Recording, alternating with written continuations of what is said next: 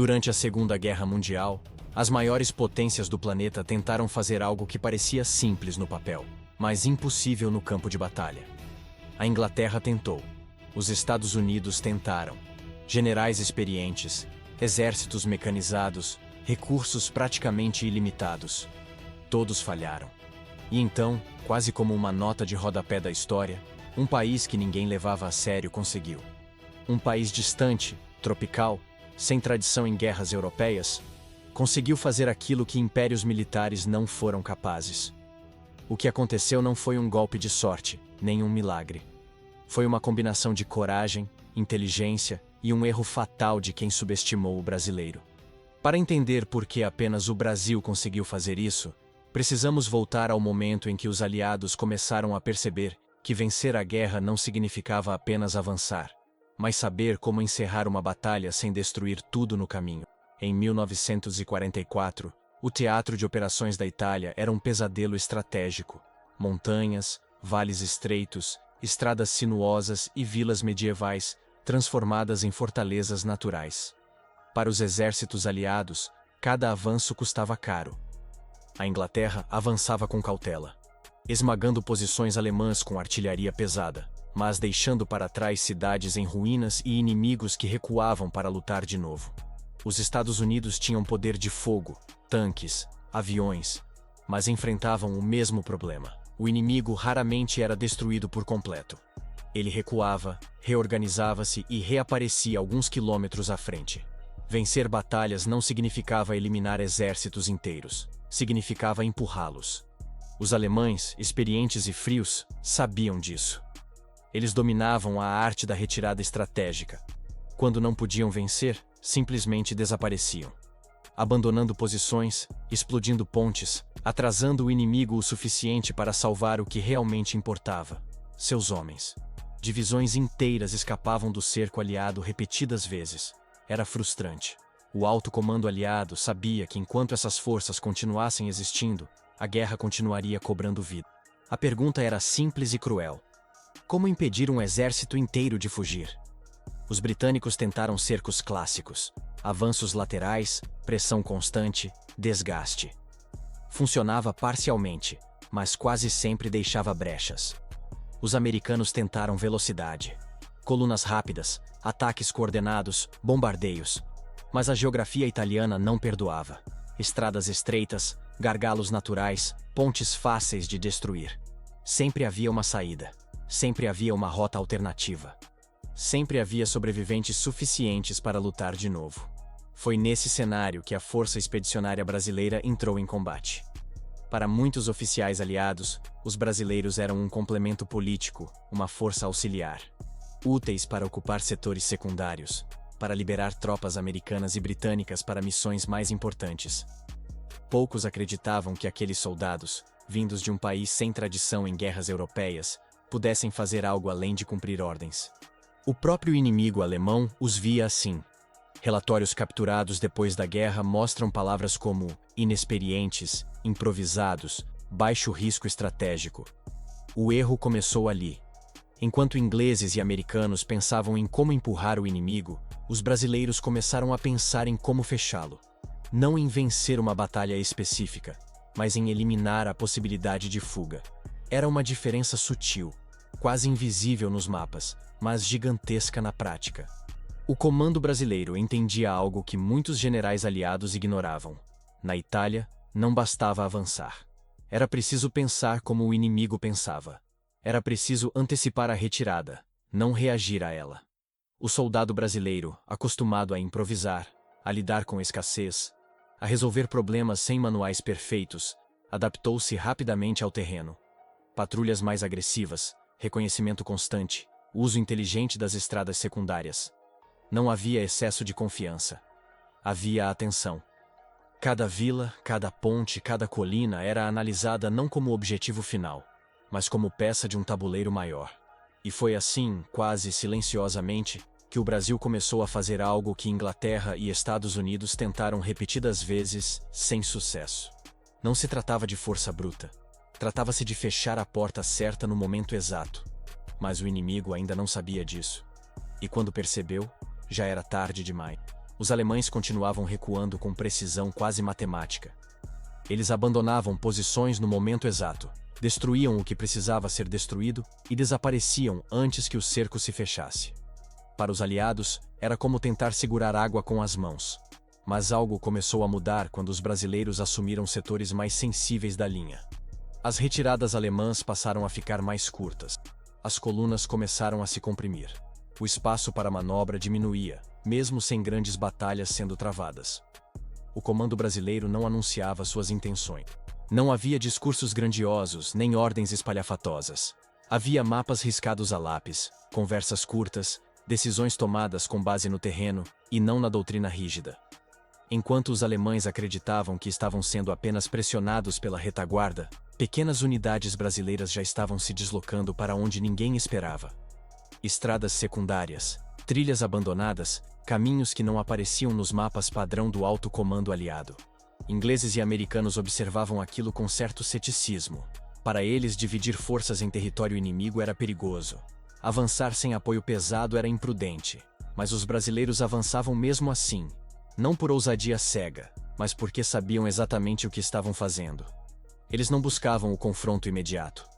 Buscavam o bloqueio, o estrangulamento lento, a sensação, para o inimigo, de que o caminho estava livre, até não estar mais. Foi quando as primeiras informações começaram a chegar aos comandos alemães de que algo estava errado. Tropas que deveriam encontrar estradas livres encontravam fogo à frente.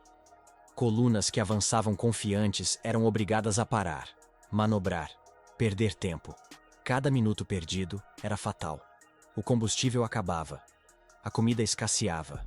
A artilharia ficava presa nos vales. O que antes era uma retirada organizada começava a se transformar em um funil.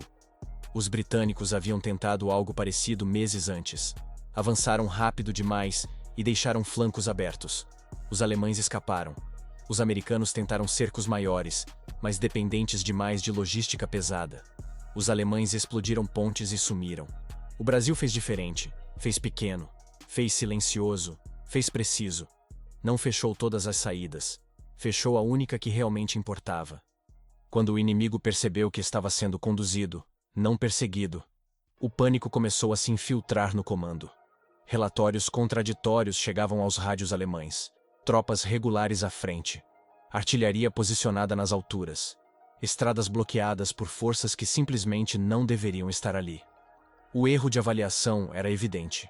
Aqueles amadores estavam se movendo com a lógica de quem entendia o jogo inteiro, não apenas a próxima jogada.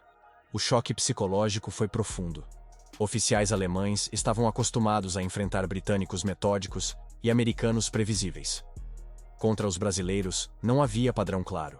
Eles atacavam quando parecia ilógico, recuavam quando parecia que iam avançar, e, acima de tudo, chegavam antes. Sempre antes. A iniciativa havia mudado de mãos, e o inimigo sabia disso. Dentro das colunas alemãs, o moral começou a ruir. Não por falta de disciplina, mas por falta de saída. Soldados cansados percebiam que marchavam em círculos invisíveis. Cada tentativa de romper o cerco encontrava resistência firme, mas não desesperada. Não era o tipo de defesa de quem estava acuado. Era a defesa de quem tinha certeza do tempo, de quem sabia que bastava esperar. E então veio a constatação mais temida para qualquer comandante em retirada. O cerco estava completo.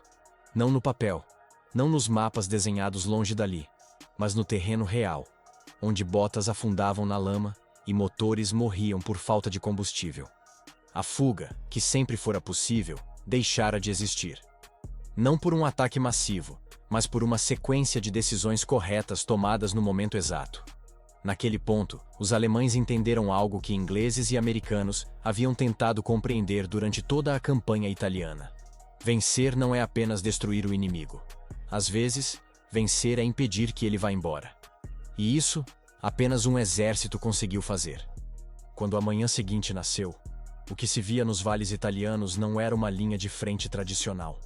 Era um exército inteiro preso, sem espaço, sem tempo e sem opções. E a decisão que viria a seguir mudaria a história da guerra naquele teatro de operações. Quando o sol subiu naquela manhã, não houve bombardeio, não houve avanço de blindados, não houve discursos, houve silêncio. Um silêncio pesado, estranho, que não combinava com semanas de combates constantes. Do lado alemão, os rádios tentavam contato. Do lado brasileiro, a ordem era simples: manter posições, esperar. Não havia pressa porque o tempo já não pertencia mais ao inimigo. Pouco depois, bandeiras brancas começaram a surgir de forma quase tímida. Primeiro em pequenos grupos, depois em colunas inteiras. Soldados exaustos largavam armas no chão, caminhavam lentamente, muitos ainda sem compreender completamente o que havia acontecido. Eles não tinham sido derrotados em uma grande batalha final. Tinham sido impedidos de fugir. Tinham sido cercados de uma forma que nenhum outro exército aliado havia conseguido executar até então. Mais de 20.000 soldados alemães se renderam de uma só vez às tropas brasileiras. Uma força inteira, organizada, experiente, que havia resistido por anos ao avanço aliado, agora depunha armas diante de um exército que, poucos meses antes, era tratado com desconfiança. Ingleses e americanos observaram aquilo com surpresa genuína. Não era apenas o número, era a maneira. O cerco fora completo, limpo e irreversível. A Inglaterra tentou em múltiplas ocasiões capturar grandes contingentes em retirada, mas sempre deixava brechas. Os Estados Unidos apostaram na força massiva, no avanço rápido, na superioridade material. Os alemães sempre encontravam um caminho. Sempre escapavam. O Brasil fez algo que contrariava manuais, doutrinas e expectativas. Fechou o cerco no ponto exato onde o inimigo acreditava estar seguro. O feito não foi fruto de sorte, nem de improviso. Foi resultado de adaptação. Oficiais brasileiros aprenderam rápido que a guerra na Itália não era feita de linhas retas. Era feita de montanhas, vales estreitos, clima hostil e estradas traiçoeiras. Em vez de forçar o terreno a obedecer à estratégia, moldaram a estratégia ao terreno. Enquanto outros tentavam empurrar o inimigo, os brasileiros o conduziam. A rendição em massa não foi apenas uma vitória tática. Foi um choque simbólico. Pela primeira vez na campanha italiana, um exército alemão inteiro era capturado sem uma batalha decisiva final. O inimigo simplesmente não tinha mais para onde ir. E quando a notícia se espalhou pelos comandos aliados, ficou claro que algo fora quebrado. Não apenas uma linha defensiva, mas a ilusão de invencibilidade da retirada alemã. Mesmo assim, o feito foi rapidamente diluído nos relatórios gerais da guerra. A narrativa maior precisava de heróis tradicionais, de potências centrais. O Brasil voltou para casa com seus pracinhas, suas histórias, suas perdas e uma vitória que poucos fora do país compreenderam por completo. Mas os registros militares permaneceram. Os números não mentem. A manobra foi estudada, analisada, reconhecida em círculos estratégicos. O que o Brasil conseguiu fazer não foi apenas capturar soldados inimigos. Foi provar que inteligência tática, leitura de terreno e timing podem superar tradição, fama e poder industrial. Foi mostrar que, em uma guerra dominada por gigantes, ainda havia espaço para quem soubesse pensar diferente e pensar melhor. Décadas depois, poucos lembram dos nomes das colinas, das estradas secundárias, dos vales onde tudo aconteceu. Mas ali, naquele ponto específico da Itália, ficou registrado que nem sempre quem tenta mais vezes é quem consegue. Inglaterra tentou.